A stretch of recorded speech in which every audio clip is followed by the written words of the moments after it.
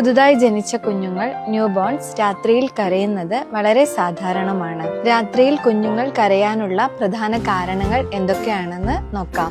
പ്രധാനമായിട്ടും വിശപ്പ്.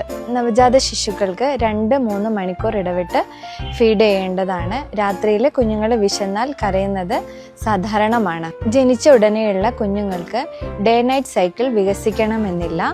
സോ അവർ രാത്രി ഉണർന്നിരിക്കാവുന്നതാണ്. വയറിലുണ്ടാകുന്ന ഗ്യാസ് പിടുത്തം, കോളിക്ക് എന്നിവ വൈകുന്നേരങ്ങളിലും രാത്രികാലങ്ങളിലും അസ്വസ്ഥത കൂട്ടുന്നതാണ്. ഇതുമൂലവും കുട്ടികൾ കരയുന്നതാണ്.